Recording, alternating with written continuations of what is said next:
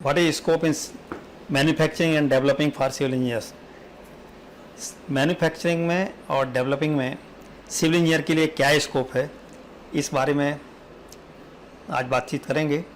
देखते हैं कि अपॉर्चुनिटीज़ फॉर सिविल इंजीनियर्स क्या हैं जॉब में और बिजनेस में। जॉब में सिविल इंजीनियर के लिए गवर्नमेंट और प्राइवेट की अपॉर्चुनिटीज़ होती हैं, और बिजनेस में यदि जाता है तो कंसल्टेंट, कॉन्ट्रैक्टर, मैन्युफैक्चरर और डेवलपर की 4 तरह की मोस्टली अपॉर्चुनिटीज़ होती हैं कि यदि बिजनेस में या तो एज एन एम्प्लॉय जाए या एज एन एम्प्लॉयर जाए। अब देखते हैं कि यदि आप जॉब या बिजनेस में जाते हैं तो ऐसे मैन्युफैक्चरर यदि आप जाते हैं तो आपके पास क्या अपॉर्चुनिटीज़ हैं फॉर सिविल इंजीनियर्स। देखिए, मैन्युफैक्चरिंग में यदि आप जाते हैं तो कंस्ट्रक्शन केमिकल्स की मैन्युफैक्चरिंग कर सकते हैं, क्योंकि आज की तारीख में सिविल इंजीनियरिंग में मोस्टली कंस्ट्रक्शंस में, रिपेयरिंग में, रिहेबिलिटेशन में, इन सारे चीज़ों में कंस्ट्रक्शन केमिकल्स का बहुत ज़्यादा इस्तेमाल होता है, और ये बहुत बड़ी इंडस्ट्री और बिजनेस है और बड़ा प्रॉफिटेबल बिजनेस है। इसके बाद में आते हैं आरएमसी मैन्युफैक्चरिंग। आरएमसी मतलब रेडी मिक्स कंक्रीट।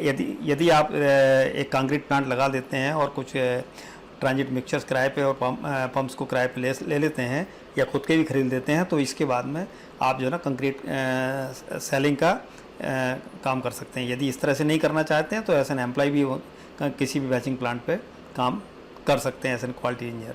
इसके बाद में आता है मैन्युफैक्चरिंग। मैन्युफैक्चरिंग के अंदर क्या है कि प्रीकास्ट आइटम्स, पोल्स, पाइप्स वगैरह का बहुत ज़्यादा काम होता है और इसकी बहुत रिक्वायरमेंट होता है। कोई भी बिल्डिंग है, कोई भी प्रोजेक्ट है, कोई भी हाईवे है, बिना पाइप्स के, बिना कंक्रीट पाइप्स, प्रीकास्ट आइटम्स के नहीं बनता है आज की तारीख में, और उनके लिए बहुत अच्छी डिमांड है। और नॉर्मली कई मैन्युफैक्चरर्स तो एडवांस में पैसे लेते हैं तभी आइटम देते हैं। इसका मतलब इसके अंदर बहुत अच्छा स्कोप है। इसके बाद में आते हैं पेवर एंड कर्ब स्टोन। देखिए, पहले क्या है, ब्लैक टॉप रोड्स ही मेनली इंटरनल रोड्स या उसमें प्रेफर की जाती थी, पर आज की तारीख में कॉलोनी रोड्स और कई प्रोजेक्ट्स के अंदर के रोड्स वगैरह भी जो है ना पेवर से ही बनाए जाते हैं, क्योंकि उसकी एक तो क्वालिटी अच्छी होती है और उसको रिपेयरेबल होता है, और दूसरा जो है रिप्लेसेबल होता है, तो इजी टू मेंटेन है।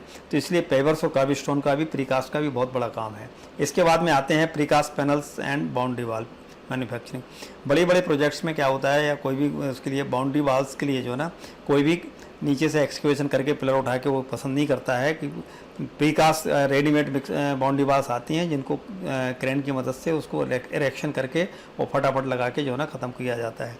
तो ये भी एक बहुत अच्छा स्कोप है प्रीकास्ट पैनल्स का और प्रीकास्ट बाउंड्री वाल का। एक और प्रीकास्ट का है प्रीकास्ट बिल्डिंग मैन्युफैक्चरिंग। जो बड़े बड़ी कई कंपनीज हैं जिनके पास गवर्नमेंट के और प्राइवेट के प्रीकास्ट के, टिपिकल प्रीकास्ट के बनाने के बहुत बड़े बड़े काम हैं और बहुत ज़्यादा इसका स्कोप है। और कई प्रीकास्ट मैन्युफैक्चरर्स तो फ्री भी नहीं है, यदि आप उनको काम भी देना चाहो तो काम है नहीं उनके पास, हालांकि ये बहुत बड़ी लागत का काम होता है। तो यदि एक बार किसी के पास प्लांट हो गया तो यदि आप खुद नहीं कर सकते हैं तो आप एज एन एम्प्लॉय भी इसके यहाँ प्रीकास्ट उसमें काम कर सकते हैं। उसमें होता क्या है कि जैसे बीम, कॉलम, फुटिंग वगैरह सब पहले से बना के स्लैब को और एक क्रेन्स की मदद से इनको इरेक्शन किया जाता है, इरेक्शन करके जो है ना उसको फिट किया जाता है। इसके बाद में आते हैं एस एन मैन्युफैक्चरर आप एसी ब्लॉक की मैन्युफैक्चरिंग कर सकते हैं। इसमें autoclaved aerated concrete AC block होते हैं, जिनके अंदर फ्लाईएस वगैरह और थोड़ा सा सीमेंट और इस तरह से बनाते हैं ऑटोक्लेव करके।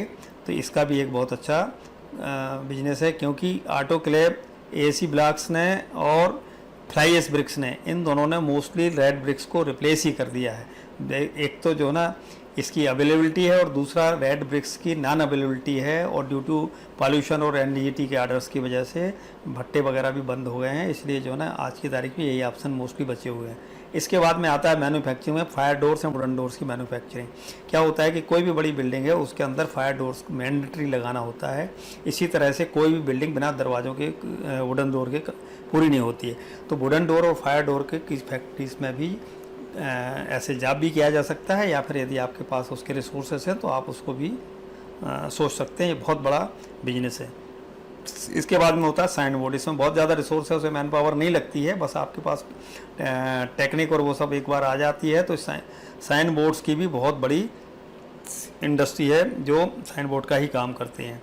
इसके बाद में आते हैं, देखिए अभी तक हमने बात की है मैन्युफैक्चरर्स की। Now we will discuss about the types of work done by the developers. Developers किस किस तरह के काम करते हैं, मैन्युफैक्चरर्स किस किस तरह के काम करते हैं सिविल इंजीनियरिंग से रिलेटेड, वो हमने देख लिए।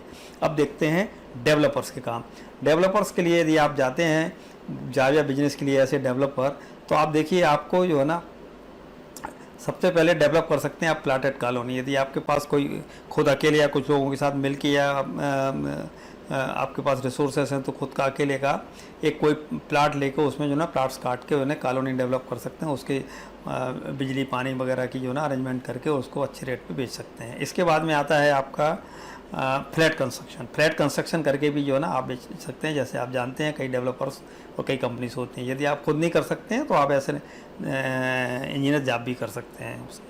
इसके बाद में आता है कमर्शियल बिल्डिंग्स का। यदि आप जो है ना रिसोर्सेस हैं तो आप ऐसे कमर्शियल बिल्डिंग्स का कंस्ट्रक्शन करके भी उसको सेल आउट कर सकते हैं। अदरवाइज कमर्शियल बिल्डिंग कंस्ट्रक्शन में आप जो है ना एज एन इंजीनियर भी जॉब कर सकते हैं। इसी तरह से होटल कंस्ट्रक्शन, इसमें भी आप जॉब भी कर सकते हैं। और ऐसा नहीं, कहने का मतलब ये हुआ, कंक्लूजन ये है कि there are opportunities for civil engineers not only in job but in business as well. यानी जॉब में भी अपॉर्चुनिटीज़ हैं, बिजनेस में भी हैं, depending upon there are many opportunities for business in civil engineering field. और यदि either you may do job और business as per resources available, या जिस तरह के आपके पास जो रिसोर्सेज हैं उसके हिसाब से आप बिजनेस भी कर सकते हैं, जॉब भी कर सकते हैं। आपकी रुचि के ऊपर भी रहेगा, आपके रिसोर्सेज के ऊपर भी रहेगा, आपके कॉन्टैक्ट्स के ऊपर भी रहेगा, इन सब और परिस्थितियों के ऊपर भी रहता है। इन सब के ऊपर डिपेंड करता है कि आप क्या करेंगे।